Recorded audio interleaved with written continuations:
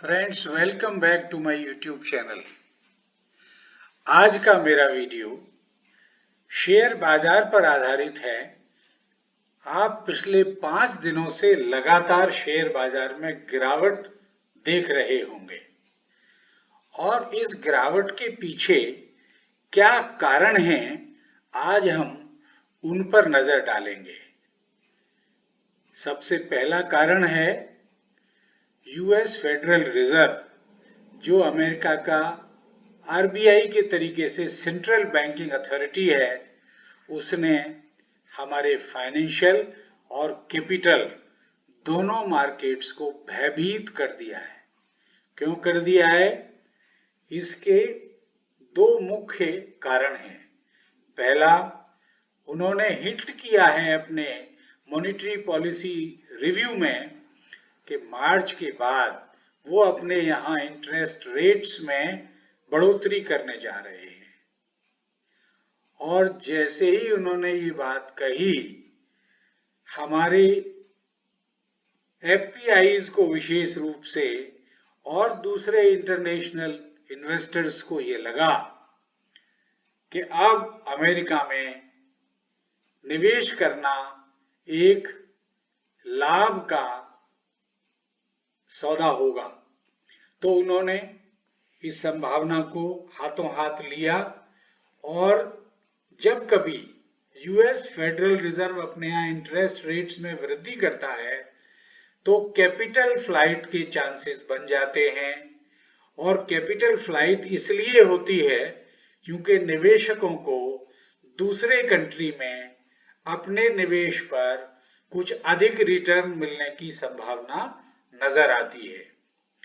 ये पहला कारण है कि हमारे यहाँ बिकवाली का दबाव बन रहा है और मार्केट में हमारे सेंसेक्स में लगातार गिरावट देखने को मिल रही है।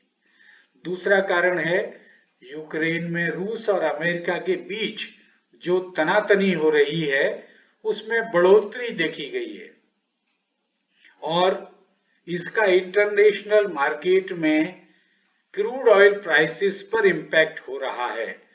उन कीमतों में उछाल देखने को मिल रहा है। हमारी अर्थव्यवस्था में क्रूड ऑयल प्राइसेस का बहुत बड़ा रोल है और जब जब इंटरनेशनल मार्केट में क्रूड ऑयल प्राइसेस में उछाल आता है, बढ़ोतरी होती है, तो हमारे यहाँ हमारी अर्थव्यवस्था में गिरावट देखने को मिलती है। और गिरावट देखने को मिलने के कारण हमारे मार्केट्स में भी जो इंडिसेस हैं, जो इनके सूचकांक हैं, उनमें गिरावट देखने को मिलती है।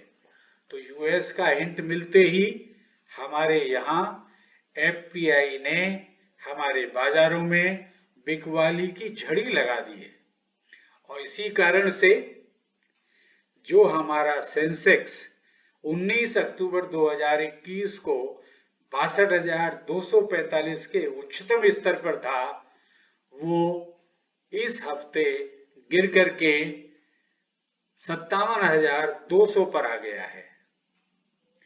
ये बहुत बड़ी गिरावट एक देखने को मिल रही है और केवल जनवरी 22 में ही अब तक एफपीआई ने 32,700 करोड़ रुपए की बिकवाली इन मार्केट्स में की है और इसी दबाव के कारण अभी भी मार्केट पर सेलिंग प्रेशर जो बना हुआ है उससे एकदम निजात मिलने वाली नहीं लग रही है। अब हमारे बहुत जल्दी दो महत्वपूर्ण घटनाएं होने वाली हैं। पहला, 1 फरवरी को हमारा बजट आने वाला है और उसके कुछ दिन बाद फरवरी के पहले सप्ताह में ही आरबीआई अपनी मॉनेटरी पॉलिसी का रिव्यू करेगा। इन दोनों घटनाओं पर बहुत कुछ निर्भर करेगा और हमें बजट से बहुत सी उम्मीदें हैं। इनमें दो महत्वपूर्ण हैं। पहली, करों में राहत और दूसरी, अर्थव्यवस्था की वृद्धि दर में स्थिरता और बढ़ोतरी प्रदान करना। क्योंकि बजट केवल इनकम और एक्सपेंडिचर का लेखा जोखा नहीं होता है।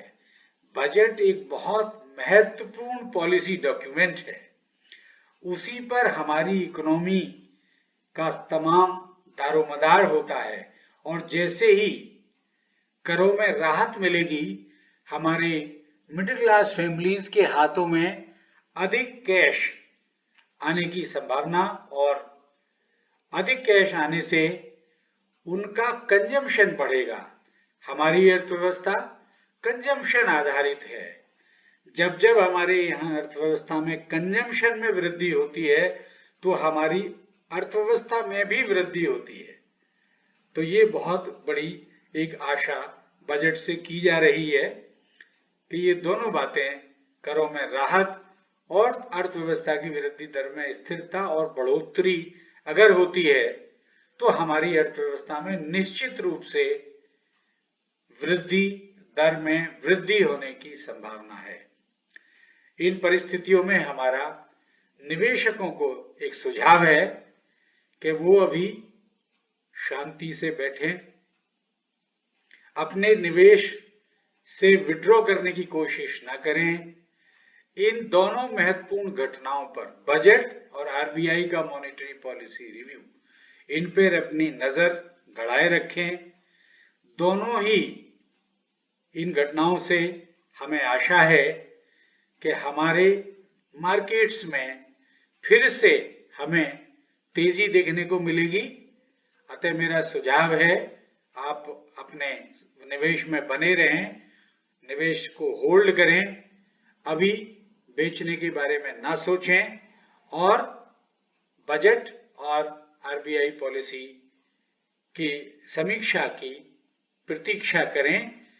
उसके बाद ये आशा की जाती है कि हमारे मार्केट्स फिर से दौड़ेंगे और हमें वही तेजी जो हमने पीछे देखी है वो दोबारा से देखने को मिल सकती है। दोस्तों, आपको हमारा ये वीडियो कैसा लगा? आप कमेंट बॉक्स में अपने अच्छे अच्छे कमेंट्स हमें अवश्य भेजें। आपका बहुत बहुत धन्यवाद।